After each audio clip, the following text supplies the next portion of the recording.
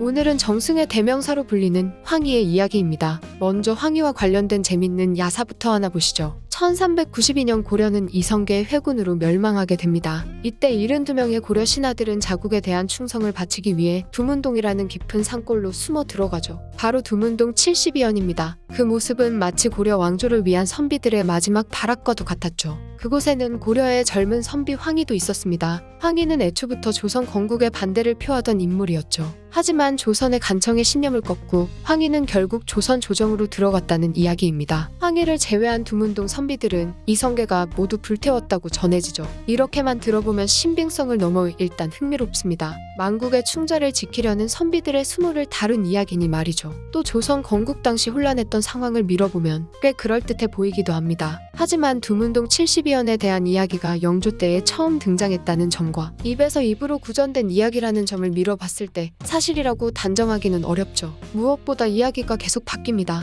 두문동에 들어갔던 사람의 숫자도 처음에는 10명 내외로 시작했는데 점점 늘어나더니 결국에는 72명이 된 것이죠. 물론 오늘 우리가 집중할 부분은 두문동이 사실인가 하는 문제는 아닙니다. 황희라는 젊은 선비를 왜 조선이 그토록 원했는지가 중요하겠죠. 조선이 황희를 데려오기 위해 간청했던 이유는 황희라는 인물을 자세히 들여다보면 알 수 있을 것입니다. 그럼 거두절미하고 황희의 이야기 본격적으로 시작해볼까요? 공민왕 12년에 태어난 황희는 고려 말인 1376년 품계가 없는 관직 생활을 시작했습니다. 이후 1390년 전국품의 성균관 항록에 등록되었죠. 하지만 다들 아시는 것처럼 고려가 멸망하게 됩니다. 이성계가 위화도에서 말머리를 돌리면서 말이죠. 두문동에 대한 야사는 앞에서 다뤄봤으니 넘어가겠습니다. 뭐 사실인지도 알 수 없으니 말이죠. 아무튼 1390년대부터 황희는 조선의 관직에 오릅니다. 가장 오랜 기간 영의정을 지낸 황희니 당연히 관직 생활을 시작할 때부터 평탄했을 것 같지만 황희의 관직 생활은 생각보다 평탄하지 못했죠. 이유는 황희의 완강한 성격 때문이었습니다. 황희는 제 아무리 왕명이라고 해도 잘못되었다는 판단이 서면 파직을 각오하면서까지 절대 이행하지 않았죠. 당연히 파직도 많이 당했습니다. 황희가 본격적으로 조선에서 큰 역할을 맡게 된 것은 왕자에 난 이후 이방원이 왕위에 올랐을 때부터였죠. 황희는 이방원에게 큰 신임을 받게 되었습니다. 이방원이 황희를 얼마나 신임했는지는 문종실록을 보면 알 수 있죠. 문종실록에 보면 이방원이 황희에게 어떠한 일에 대해 언급하면서 이 일을 알고 있는 사람은 너와 나뿐이니 문제가 생기면 둘 중 하나의 잘못이라고 말합니다. 굳이 이런 사례를 들지 않더라도 황희에 대한 이방원의 믿음을 엿볼 수 있는 부분은 많죠. 이방원 즉위 이후 박성명이 청거를 당해 지신사 자리가 비었을 때 그 자리를 차지한 것이 바로 황희였습니다. 지신사는 국왕 직속 관직으로 국왕의 모든 명령을 관리하는 직책이죠. 업무가 힘든 만큼 권력도 막강한 직책입니다. 이방원의 깊은 신임을 받던 황희였지만 평화는 오래가지 않았는데 이번에도 역시 황희의 완강한 성격이 발목을 잡았죠. 황희가 이방원의 신임을 잃게 된 것은 양녕대군과 관련된 일에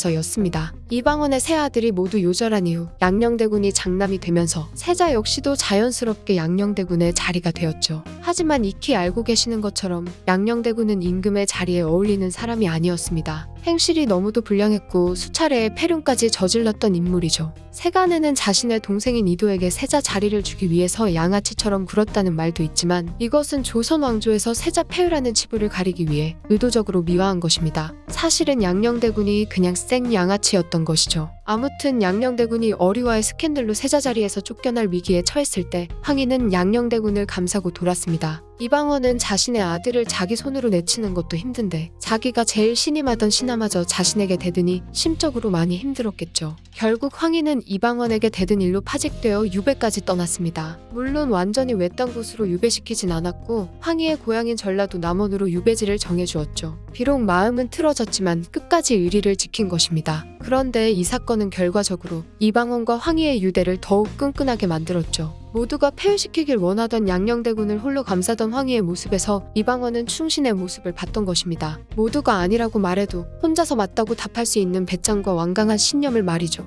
홧김에 유배까지 보내긴 했지만 이방원은 세종에게 왕이 되거든 황희를 다시 데려오라고 말합니다. 이방원이 세종 이도에게 왕위를 물려주고 상황이 되었을 때 황희는 다시 조정으로 돌아오게 되었죠. 일반적인 상식으로 자신이 왕이 되는 것을 반대했던 황희를 신뢰한다는 것은 솔직히 있을 수 없는 일이었습니다. 하지만 세종의 생각은 이방원과 비슷했죠. 능력 있는 자가 왕에게도 아니오라고 답할 수 있다는 점을 높게 샀습니다. 무엇보다 실무에 있어 잔뼈가 굵었기 때문에 아직은 어렸던 자신을 잡아줄 수도 있을 것이라 생각했죠. 다시 조정에 돌아온 황희는 세종에게도 신임을 얻으면서 관직에 복귀했고 1423년에는 강원도 기근을 해결하면서 우의정에 올랐습니다. 이때부터는 우리가 익히 알고 있는 황희의 모습이죠. 우의정을 1년 지낸 황희는 좌의정을 거쳐 세종 13년에 영의정이 되었습니다. 하지만 세종 13년이면 1431년으로 황희의 나이가 칠순을 앞두고 있을 때였죠. 쉽게 말해서 오늘 내일 할 나이였습니다. 특히 조선시대 초기 사람들의 평균 수명을 생각해본다면 이미 장수한 것이었죠. 영의정에 오른 황희는 세종의 개혁을 억제하는 역할을 했습니다. 억제한다는 표현이 부정적으로 보일 수 있지만 세종에게는 그 무엇보다 절실하게 필요했죠. 당시 세종의 개혁안들은 다소 허무맹랑한 의견들도 많았기 때문에 황희가 억제를 함으로써 효율을 높일 수 있었습니다. 무엇보다 세종이 경청하는 리더상이었던 것을 감안했을 때 완강한 황희와의 죽도 잘 맞았겠죠. 세종의 추진력과 아이디어 그리고 황희의 정치 노하우가 시너지를 낸 것입니다. 여기에 한 명의 인물이 더 추가되면서 조선의 전성기가 만들어지죠. 바로 황희와 함께 조선 조정의 실무를 담당하던 맹사성입니다. 맹사성은 극과 극으로 나눠지는 세종과 황희 사이의 접착제 역할을 했죠. 뭔가 잘 짜여진 스타트업 팀을 보는 것 같네요. 이 시대에 조선은 전례가 없던 전성기를 이끌어냈습니다. 하지만 이런 체제가 영원할 수는 없었죠. 황희는 이미 나이가 너무 들어버렸으니 말입니다. 이때부터 시작되는 세종과 황희의 신랑이는 웃음을 자아내기도 하죠. 사실 이 부분에 대해서도 사실이다 아니다 말이 많습니다. 익히 알려진 사실은 황희가 계속해서 은퇴를 원했지만 세종이 놔주질 않아서 죽기 전까지 일을 했다는 이야기죠.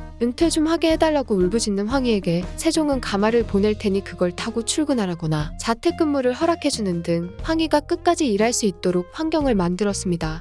일정 부분은 맞기도 하고 틀리기도 한 내용입니다. 황희가 오랫동안 일을 했던 이유는 사실 그리 어렵지 않죠. 예상치 못하게 장수했기 때문입니다. 세종은 황희가 계속 일하길 원했고 황희 본인도 장수를 하면서 오랫동안 조정에 남게 되었던 것이죠. 무려 18년을 영의정으로 머물던 황희는 세종이 먼저 세상을 떠나고 문종이 왕위에 올랐을 때 인수인계까지 마치고 나서야 은퇴에 성공합니다. 그리고 은퇴한 지 4개월이 지났을 때 90세의 나이로 세상을 떠나죠. 비록 황희에 대한 비리 문제도 있긴 하지만 황희가 조선을 위해서 정말 평생토록 헌신했다는 점은 부정할 수 없습니다. 채널에서 정말 여러 번 말했던 것처럼 공은 공이고 과는 과이니 말이죠. 일각에서는 황희의 비리에 대해서 너무 심하게 부풀리거나 왜곡을 하기도 했습니다. 비판을 하려면 더욱 확실한 정보가 필요한데 말이죠. 황희는 일에 있어서 완강하고 보수적인 성향과는 다르게 백성들을 대할 때는 너그럽고 수용적이었다고 합니다. 사실 오늘 다 하지 못한 황희의 이야기들은 아직 많습니다. 대부분은 야사와 논란에 대한 부분들이죠. 오늘 미처 다 못했던 황희의 이야기들은 나중에 유도노 스토리에서 따로 다루어 보도록 하겠습니다. 조선의 전성기를 이끌었던 정승의 대명사 황희의 이야기, 이번 편은 여기까지입니다.